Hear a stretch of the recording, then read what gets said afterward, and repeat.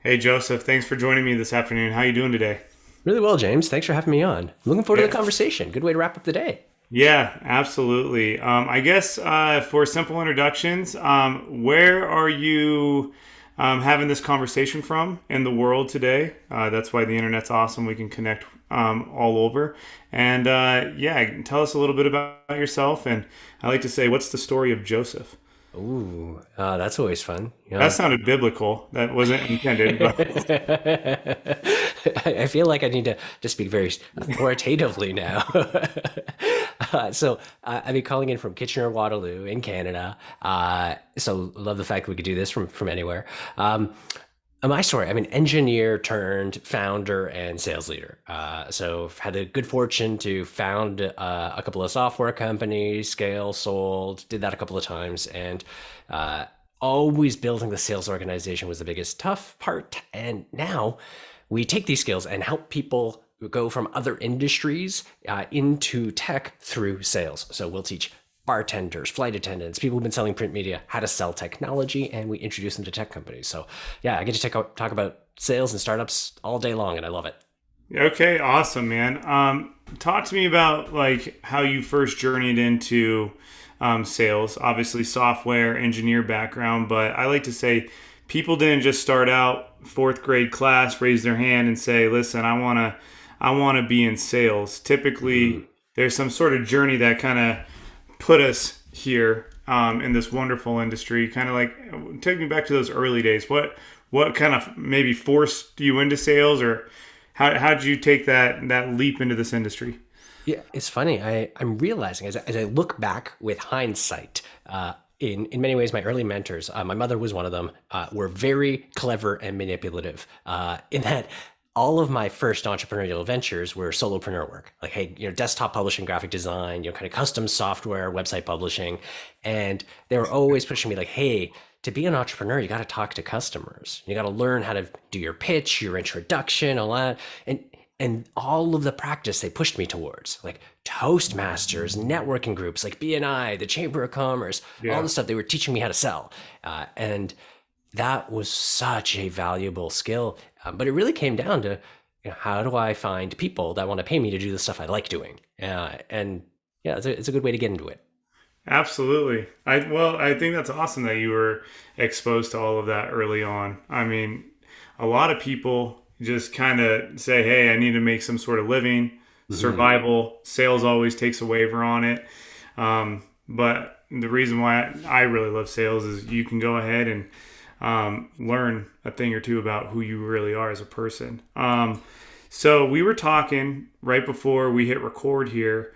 You brought up an interesting concept, and a concept that makes sense, but I never have heard in the way you put it. You talked about like kind of founder-led sales and transitioning from being a founder who's doing all the sales Mm-hmm. to hiring that first sales pro, sales rep, whatever position. Talk to me a little bit about that transition and kind of what you meant by that. I thought that was an interesting concept. Sure. I mean, before we hopped on, I was talking about how I've seen a lot of founders do that badly, and I say that from the customers we work with, from the companies I've invested in, and I say that trying to shine a very honest mirror on myself. I mean, my first few sales hires, I totally screwed it up. I did like every mistake in the book, and so if anybody listening in can learn from my catastrophic disasters, I'd be very very happy. The I think the fundamental issue is that uh, there's a social contract when you're speaking to a founder, when you're speaking to an entrepreneur. In many ways, that entrepreneur is creating something that never existed. They're an underdog, and we love underdog stories. Like the number of people who say, I love speaking to entrepreneurs. I want to be an entrepreneur. I aspire to be an entrepreneur. When you're an entrepreneur and you call somebody up and you say, hey, I've got a really cool business I'd love to tell you about, and I think I could solve a problem for you, the person at the other end of the phone says, sure, I'd love to learn. I'd love to help. I want to buy from you. Like in their mind, they're saying, hey, sell me, take my money. And when you're a sales rep and you call someone up, hey, I've got a cool product. I think I can help you. You don't have that benefit. Like the walls go up, the defenses Sure. go up. So when you're a founder and you're hiring your first sales rep, the worst thing you can do is hire someone and say, hey, you're going to shadow me and do what I do, because they can't succeed doing what you do. And the more you try to get them to do that, the more you're setting them up for failure and yourself up for some very painful conversations. That's really interesting concept. I mean, not typically, I'd say 10 out of 10 times an Mm, employee's never going to care as much as the founder. It just is what it is. So you have to be a leader as a founder. mm. How do you kind of make that transition into training or finding the right fit? How do you know, like, okay, don't mirror what I do? So, how do you give proper training on what to do? Totally. I love the fact that you brought up the passion thing because that's where everybody starts. They say, "Hey, how do I imbue my new sales rep with the same passion I have for my product?" And I always push back on that because even if they spoke with every ounce of passion that you have, just because they have a different title, they can't sell the way you sold. So, like, the first thing is a lot of those assumptions you got to let go of, and it's super hard. As entrepreneurs, we think we're right all the time, and so it's really hard to let go. Um, but you got to think about how the customer wants to buy. Because Hmm. as an entrepreneur, you probably haven't really thought of it. Like, I mean, I've been there. I've had a lot of Sure. conversations. I keep talking until people give me a check. And Yeah. I haven't actually given thought to like what do they want to do when they want to buy. And then you realize, hey, they want to feel confident they've evaluated other opportunities. They want to feel confident that the money will be spent well. They want to feel like they're valued. Uh, and so you need to equip your sales reps with that stuff. And that sounds really daunting, but there's kind of three big things you could start with. And to be clear, this doesn't come from my terrible mistakes. I would not have picked this up just from the mistakes. We run a sales playbook platform. So we've got about 30,000 reps who use our tools to run their sales calls. So in that data, the things they search for the most. Number one is customer stories. Hmm. Number two is discovery questions. And number three is competitive depositioning statements. Okay. And Awesome. interesting thing, none of that's product. None of that's product. That's just about how do they stick handle a conversation with a customer. So as an Go entrepreneur, you got to build that stuff. go over those three kind of things that they look for one more time, just so Sure. we can actually maybe we can break that down. So we have customer success story, right? Yep. What Discovery was question, discovery question, and what was the third one? I've never heard of this. a competitive depositioning statement.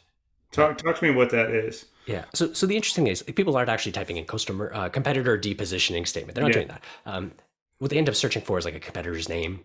They end up searching for like a battle card. Those are the words they use. Yeah. Uh, the problem, and this is a good one. I like starting with this one because it's a good misconception.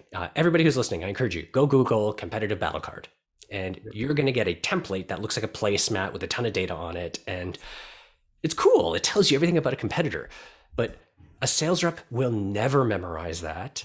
If they're in a panic situation with a customer and you give them one of those, their eyes will gloss over and they'll be like, that's useless. What they actually need is the one or two sentences that help punt a competitor out of the way. Uh, a good analogy is if you think about a Venn diagram, people listening in can't see my hands overlapping. Like a Venn diagram, two circles. The green area, the one side is your winning zone. The areas where if you compare yourself to the competitor, you win those conversations. The other area is the losing zone. If you compare the two of you, you lose. And the middle is the battle zone. Your products are comparable. The purpose of competitive intel for a sales rep is not to demonstrate that they know everything about the industry. That's what you do as a founder. You have deep domain expertise. The sales rep has to keep the conversation in the winning zone. Hmm. So, like, James, if I'm calling your sales rep and I ask them about this competitor that offered me a better deal, what they need is they need that one statement that says, oh, yeah, we're actually not the same. That competitor is really good at this, but we're really good at this. Yes. And you want that winning zone to be super compelling. And that's all you need. Like, again, you don't need a placemat. This is not hard for an entrepreneur to do. What you need is that one or two sentence that lets you deposition the competitor. And that thing a rep can memorize or they can have on a piece of paper right beside them. And this, it's funny, it's harder to be succinct. So this stuff is really hard to prep, but it's not going to take you hours. It just takes some careful thought to Sure. document. Yeah. I think that's awesome, man. And I actually haven't heard it positioned like that before. It's funny you say battle card.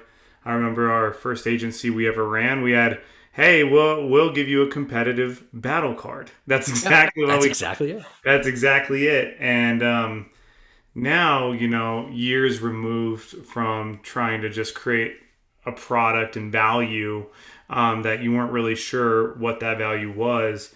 I tell sales reps all the time, don't focus on the competition. I Mm, think it's good to know and have a pulse on kind of what they do, who they are. But outside of that, I never think you should actually use it as a selling point. It's like kind of yeah. comparing your if you're in the dating sense. Hey, you have an ex boyfriend or girlfriend. This is what they do, and this is what I can do. It's like no, organically Okay. that's kind of already made up with Yeah. the flow of the relationship.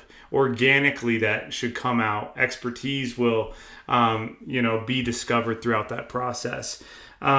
So, okay, that's really, these are interesting points. The first one you said, customer success story. Hmm. Um, that's a word that gets thrown out a lot, especially in B2B sales, especially software sales. Yeah. What does that mean to you? Like, what do you mean when you say that? For sure. So I think the easiest thing to start with is what it's not. Okay. And I mean, anyone that's been a marketer in the agency, you've probably seen these. Like it's a case study. It's a 2 or 3 page PDF, or it's a Yeah. video, it's a logo on the website. I don't mean that.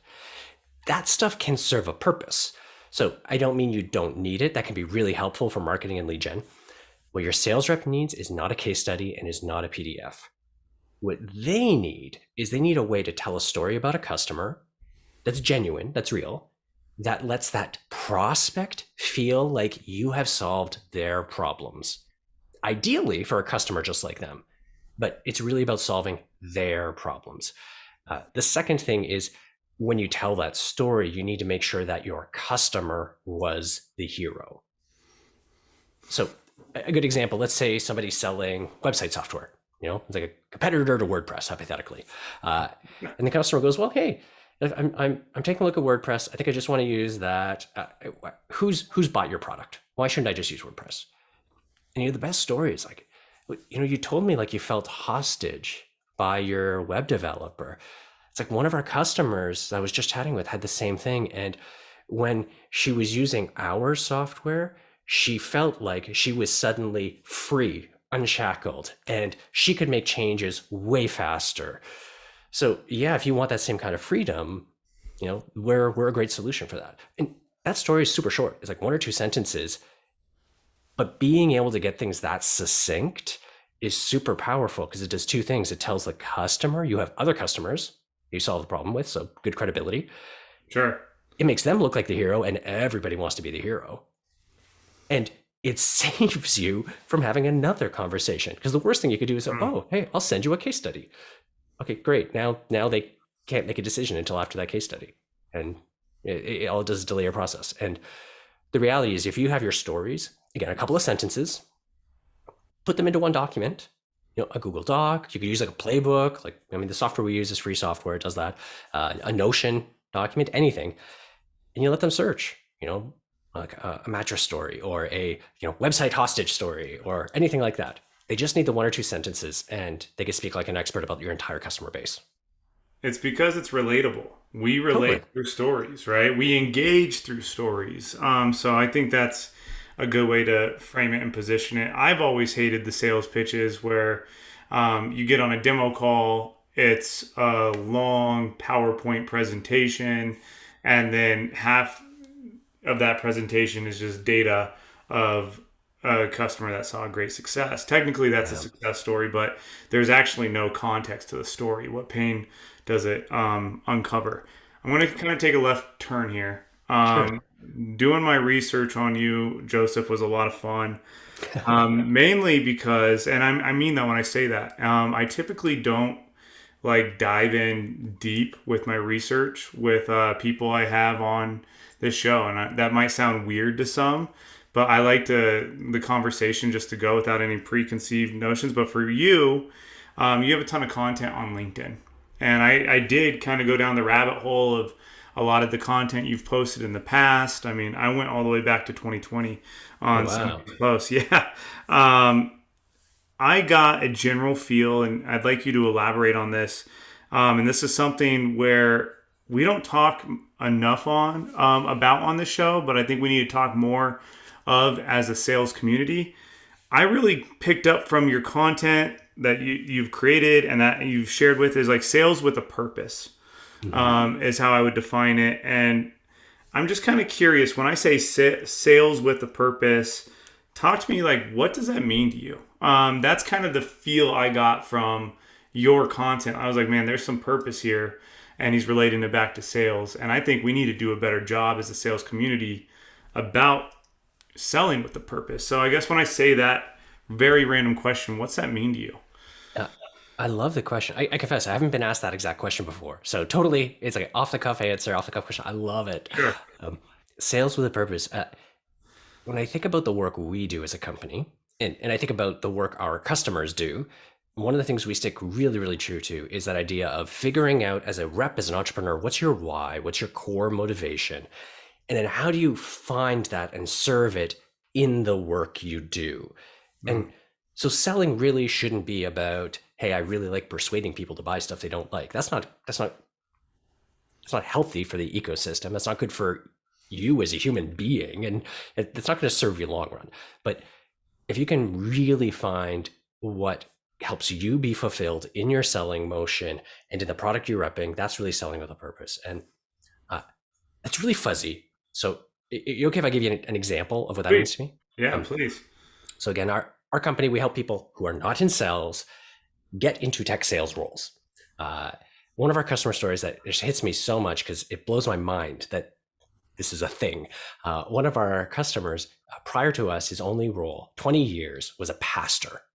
I mean, he spent all of his time helping people overcome challenges, life challenge. I mean, he's heard everything. Sure. He comes into our program trying to figure out how can he accomplish more as a person? How can he find himself? How can he realizes how can he help people accomplish their dreams? A creator, a protector of dreams is how he describes himself. And he landed a role selling software that automates RFP and security review questions. You're thinking like, oh my goodness, dreams and security software, where is this connected? And what he realized is every day he gets to talk to entrepreneurs and founders who are bogged down in terrible paper processes and say, hey, by the way, I could save you a chunk of time so you can actually do what you like doing.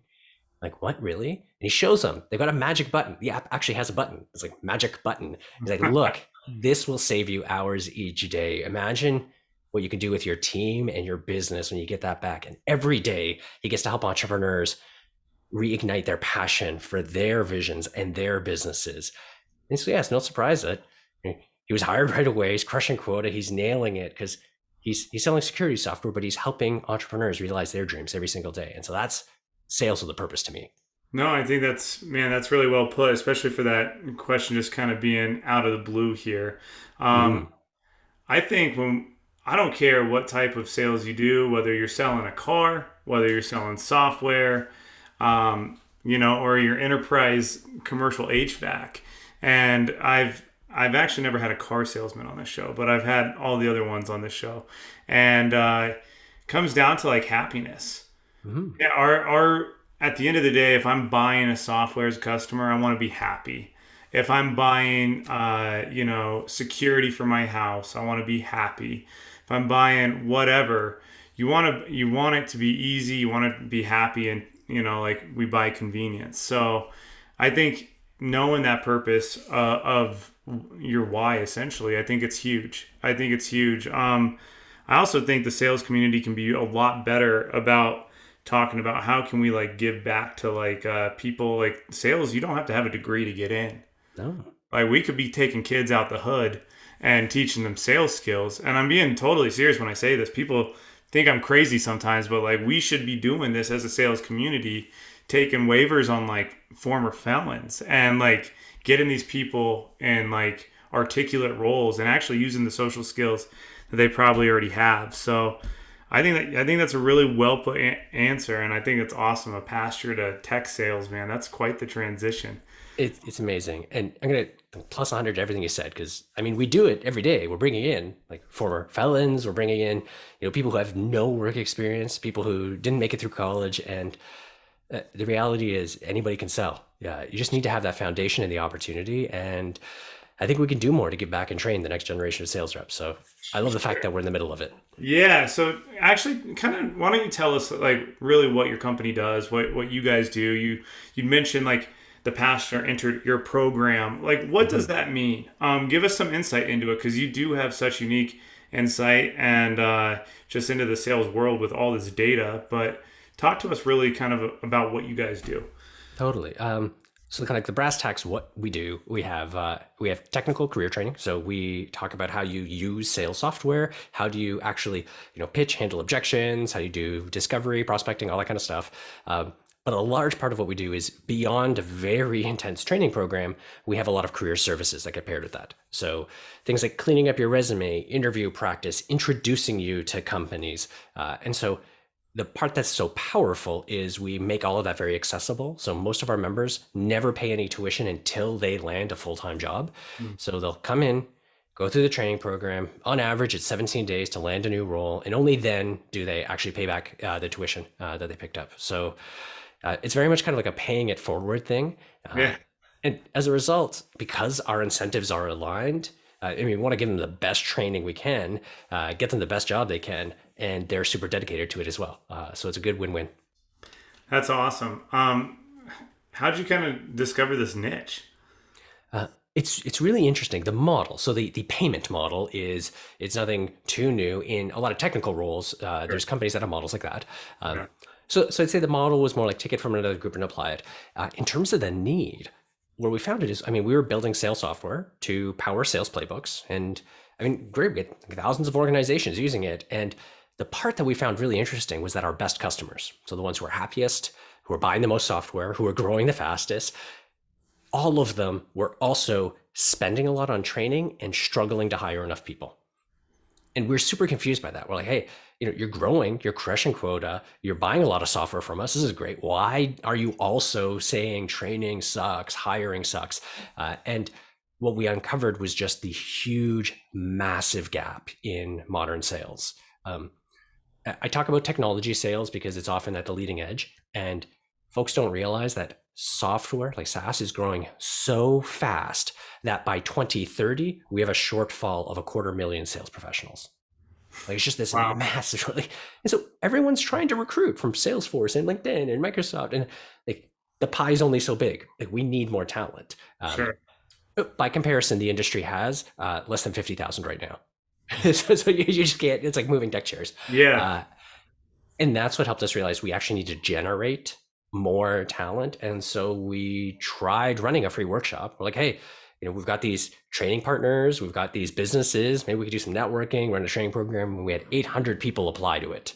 Oh my gosh. And we said, okay, there's a need, we got to do this. So we launched it in January 2020, right before the pandemic. And I'm glad we launched Good it timing. Yeah. because it met a need we'd never anticipated. Yeah. Wow. How amazing is that? I love the fact that you just saw a need and said, hey, okay, here's a solution. Ultimately, let's sell that solution, but then let's just go ahead and really be the bridge in that gap. I want to ask you, I guess, two last questions here. Sure. One is a little bit more serious, and we're going to leave with that one. The second one is a fun one that we do that I'll get to in just a minute. Nice. I want to talk about diversity and equality in sales. I saw, again, going down my research rabbit hole with you, I saw that you had a lot of content around this. I guess just talk to me. I do think, and probably even more so in the tech world, there is lack of diversity, and there's been major equality talk here, especially the last 12 to 18 months. But again, I guess when I say that, what's that mean to you?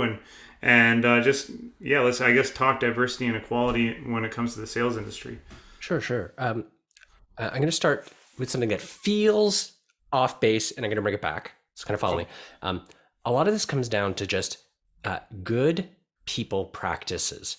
So if we think about things like software development, we recognize we hire people based on their skills, not their characteristics. That's like, I need a Java developer. So let's hire someone who knows how to write tests, who knows how to use Java, who knows how to use version control. These are all skills. And we all know you hire based on that, not based on how fast do they talk, how extroverted are they, because characteristics are a bad example. So that's a good, well understood best practice. In sales, people have a poor understanding of the skills that are required. Hmm. They don't know. And so instead, they hire characteristics. They say, I'm looking for someone who's extroverted, someone who, has a predilection for team sports, somebody who worked at another company like mine. All these are characteristics. And when you do that, you end up hiring people that look and sound like you. Like, it's just human nature. And your whole workforce looks alike. There's two big challenges with that. One, it's a very poor indicator of success. Like, average tenure for B2B sales reps is a year and a half. Mm-hmm. Less than 70% of reps hit quota. And I mean, like, you look at all these stats, there should be really good evidence that we are bad at hiring and onboarding sales reps. Instead, what we find is if you go down to those core skills, and these are things like the ability to understand and empathize, like listening skills, empathy skills, those are really, really core. The ability to take a process and then execute that process. Like, these are core skills. Like, we all know, like, hey, that cowboy random sales rep isn't going to be as successful. The one who works the process is going to be more successful. These are skills. And if you focus just on those, you'll have more success. So if you're listening in, you're like, how do I know if I'm doing this or not? If you ever find yourself saying, they don't look or they don't sound like what I'd expect for a sales rep, well, you're probably falling into that trap. And if you don't have a rigorous interview and evaluation process, and I mean things like, they sound really silly, but like evaluation rubrics. I'm going to have them do a pitch I'm going to have them pitch me. What am I looking for? Okay, objection handling. I'm looking for discovery questions. I'm going to throw a pricing question at them. How do they handle that? Like, these are fundamental skills. It's not just, hey, do I like them? And I want to have a beer with them so they should be a great sales rep. We got to get away from that. And I say that because I see this left, right, and center. Another story, one of our early customers cracks me up because it's so funny. He worked in the trucking industry. He's of Indian descent. He was living in San Diego, had visa issues. So in the middle of our program, transplanted to Toronto, Canada.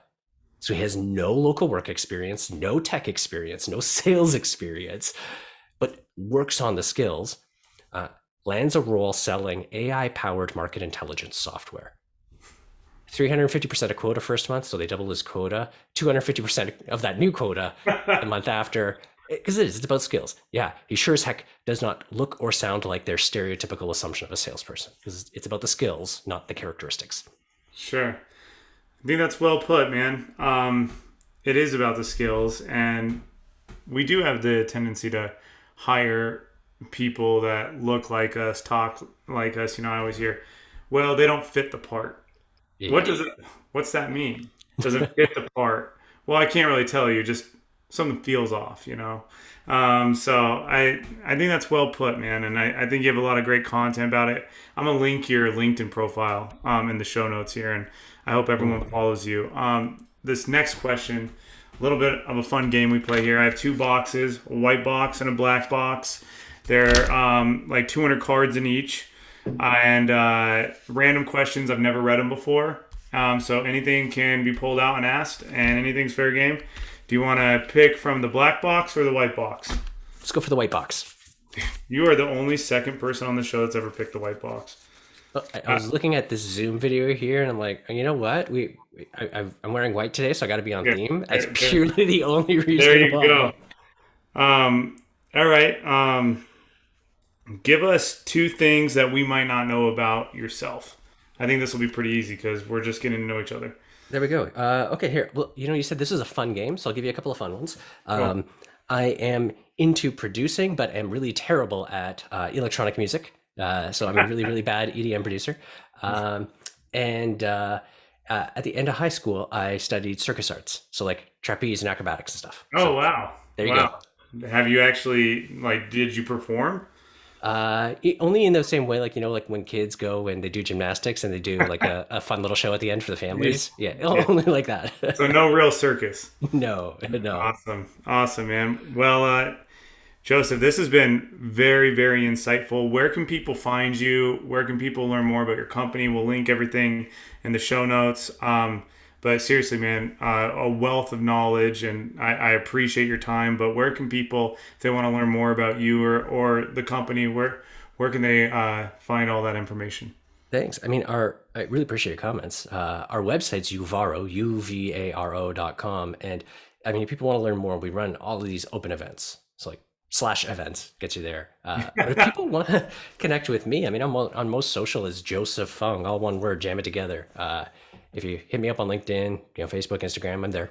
Cool, man. Well, like I said, would love to have you back on the show for a second time and really dive potentially deeper in hiring tactics. It's a theme that's came up a lot just with our own customer base, and I know that you know better than we do what a need there is in the world and how to be good, just hiring managers, if you will. But thank you so much, sir, and look forward to our next conversation. For sure. Anytime, James.